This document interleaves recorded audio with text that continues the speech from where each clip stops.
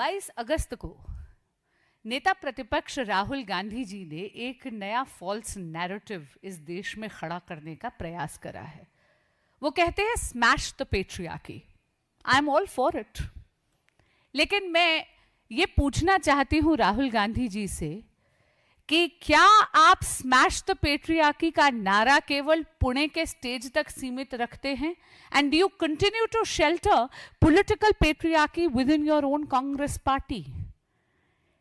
राहुल गांधी जी के पास ना विजन है ना कोई सकारात्मक एजेंडा, इसीलिए अब जो भी पर्ची पे लिखकर उनकी रिसर्च टीम उनको दे देती है, उससे वो इस देश के युवाओं को और इस देश के देवतुल्य मतदाता को भ्रमित करने का प्रयास कर रहे हैं।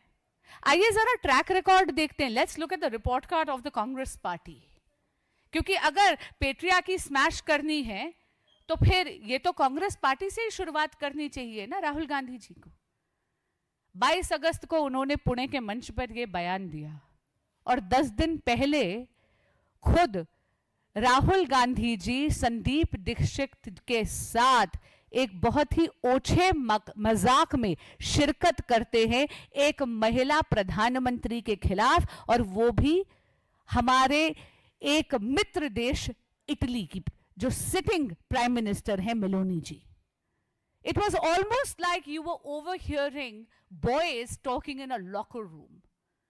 He was actually resorting to cheap innuendos.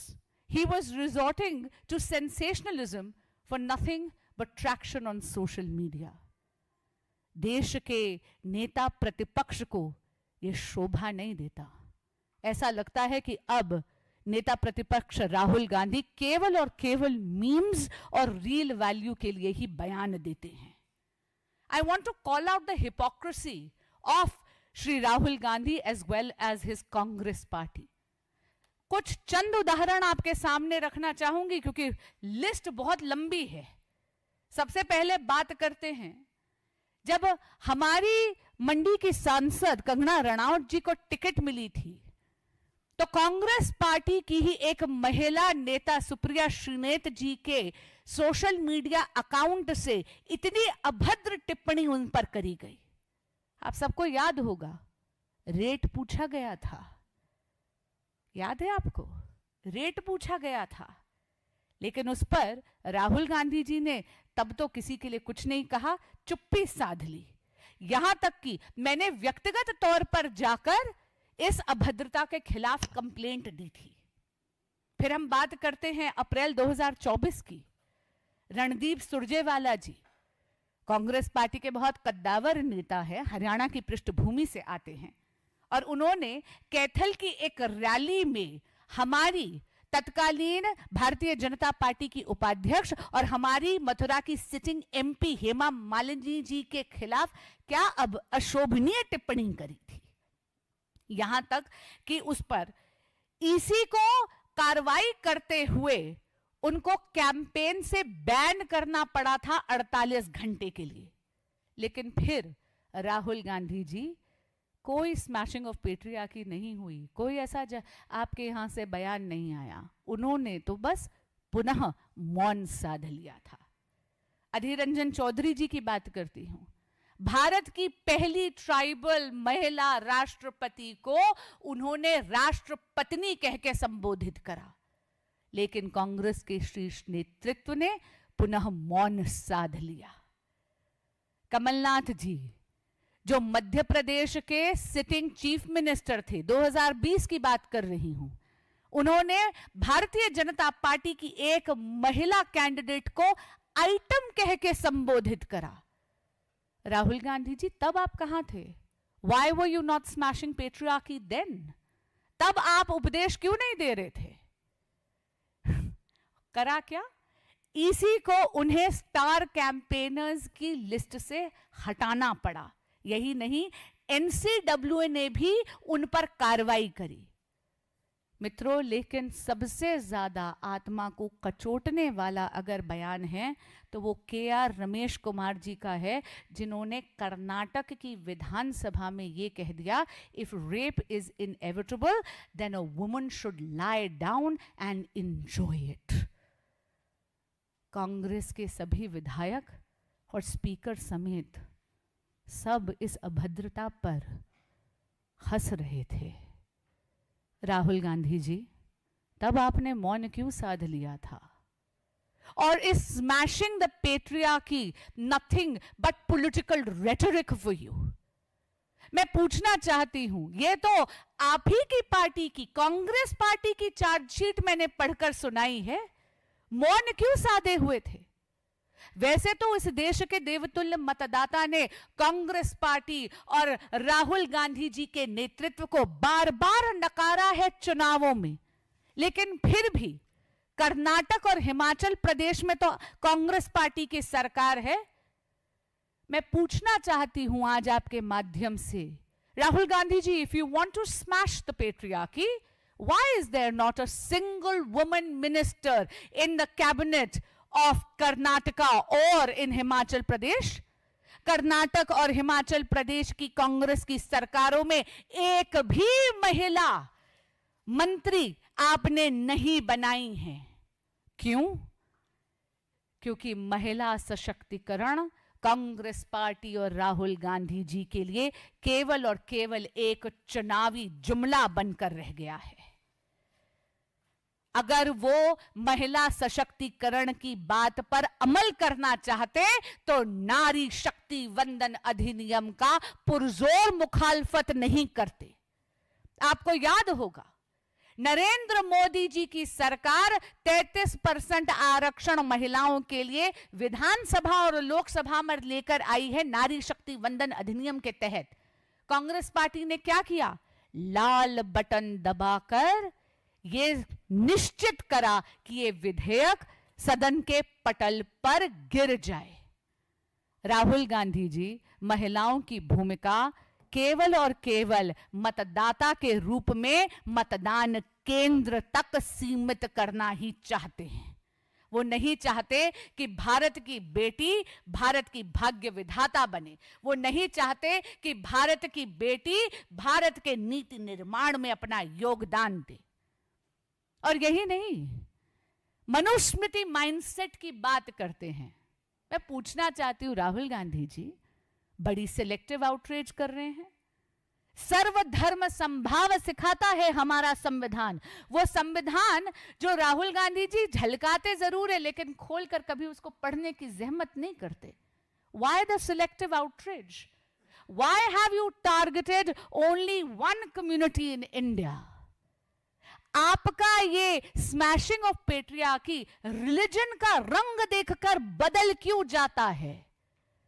If you truly wanted to smash the patriarchy, तो कांग्रेस पार्टी ने जब इस देश के सर्वोच्च न्यायालय ने शाहबानों को मेंटेनेंस का राइट दिया, तो कांग्रेस पार्टी की सरकार एक लेजिस्लेशन लाके, एक कानून लाकर हमारी मुस्लिम बहनों के मेंटेनेंस के राइट का दमन क्यों कर रही थी? मैं पूछना चाहती हूं, you want to smash the patriarchy? तो आपने जब नरेंद्र मोदी जी की सरकार मुसलमान बहनों को उनका हक दिलाने के लिए ट्रिपल तलाक को अबॉलिश करने के लिए बिल लाई, और ट्रिपल तलाक मित्रों आप जानते हैं अनगिनत इस्लामिक नेशंस ने भी इस लॉ को हटाया है। तो रब राहुल गांधी जी, तब आपको महिलाओं की और खासकर की हमारी मुस्लिम बहनों की याद नहीं आई? तब आपने ट्रिपल तलाक की मुखालफत क्यों करी? द थिंग इज, आपने 13 अगस्त को जो आपने चीप इनवेंडोज करे, जिस तरीके से आपने इटली की महिला प्रधानमंत्री के खिलाफ एक सेक्सिस्ट, एक मिसोजिनिस्टिक और एक अभद्र टिप्पणी करी, उस पर आवरण डालने के लिए आपने पुणे के मंच पर स्मैश द पेट्रियार्की की बात करी। आज मैं एक चैलेंज करती हूं आपको। You want to smash the patriarchy? All right, I am very comfortable singing Christmas carols on Christmas. I am very comfortable singing Vande Mataram in its entirety. I am very comfortable in reciting the Shiv Tandav. मैं आपको challenge करती हूँ, you want to actually smash the patriarchy, तो वंदे मातरम का पूरा गायन कर कर दिखाइए ना। इस देश की संसद एक कानून पारित करती है जहां पर वंदे मातरम को अब वही आदर और सम्मान मिलेगा जो जनगण मन को मिलता है। पूरा का पूरा गायन होगा। लेकिन कांग्रेस की वर्किंग कमेटी एक रेजोल्यूशन पास करती है। राहुल गांधी जी, रेजोल्यूशन क्या था? रेजोल्यूशन ये था कि वो कांग्रेस पार्टी जो मनुस्मृति की माइंडसेट की दुहाई देती है, वो जिहादी माइंडसेट के सामने घुटने टेक रही है और हमारे मादरे वतन के लिए जो एक ऐसा गान है जो हमारी मदर लैंड को देवी के रूप में देखता है, उसके स्टैंडर्ड्स को ब्रूटली कट करेगी। गैर कानूनी बात का आप समर्थन करने के लिए तैयार हो गए हैं तुष्टीकरण की राजनीति के लिए। राहुल गांधी जी, ये है आपकी और कांग्रेस पार्टी की सच्चाई। लेकिन ये देश आपसे हिसाब मांगेगा। और दूसरी तरफ मैं आपको बताना चाहती हूं, नरेंद्र मोदी पे जो आप बार बार व्यक्तिगत प्रहार करते हैं, अरे नरेंद्र मोदी वो नेता हैं जो जब अपना सीएम का कार्यकाल पूरा कर कर जब प्रधान सेवक की भूमिका निभाने के लिए दिल्ली आए, तो व्यक्तिगत तौर पर जो उनकी 21 लाख रुपए की सेविंग थी, वो सरकारी क्लास 4 एम्प्लॉइज की बेटियों की एजुकेशन के कॉर्पस के लिए डोनेट कर कर आए। नरेंद्र मोदी ऐसे नेता हैं जिनके लिए महिला सशक्तिकरण एक चुनावी जुमला नहीं है। और इसीलिए बेटी बचाओ बेटी पढ़ाओ लाकर नरेंद्र मोदी जी ने भारत में जेंडर सेक्स रेशो थोड़ी ठीक ठाक हो, यह सुनिश्चित करा। प्रधानमंत्री जनधन योजना में 50% से ज्यादा जो खाते खुले वो मेरे देश की मातृशक्ति के खुले। यानी हमारी माताओं और बहनों ने, हमारी दादी नानी जिन्होंने बचत की आदत हमें डलवाई, उन्हें ऑर्गेनाइज्ड बैंकिंग के सेक्टर में लेकर आने वाले नेता का नाम है नरेंद्र मोदी। नरेंद्र मोदी एक ऐसे नेता हैं जिन्होंने यह सुनिश्चित करा कि 11 करोड़ से ज्यादा शौचालय बनकर हमारे देश में महिलाओं को उनकी डिग्निटी दी जाए। नरेंद्र मोदी एक ऐसे नेता हैं जिन्होंने मुद्रा योजना में यह सुनिश्चित करा कि 2/3 लोन्स हमारी वुमेन एंटरप्रेन्योर्स को मिले। आज भारत वैश्विक पटल पर with the 3rd largest ecosystem in the world of startup. Ladies and gentlemen, 48% of women are in leadership roles in startups in India. Narendra Modi वो नेता हैं जिन्होंने हमारे देश की मातृशक्ति को धुएं की जिंदगी से आजादी दी। उज्ज्वला योजना लेकर आए। लखपति दीदी के तहत 3 करोड़ से ज्यादा हमारी माताओं और बहनों को आर्थिक सुरक्षा दी। और आप जानते हैं कि 3 करोड़ और का लक्ष्य रखा गया है। SGH यानी सेल्फ हेल्प ग्रुप मूवमेंट में रेवोल्यूशनाइज करने वाले नेता का नाम है Narendra Modi. Rahul Gandhi ji, I call you out on your misogyny, I call you out on your selective outreach, I call you out on your political rhetoric that changes depending on the color of the community that sits in front of you.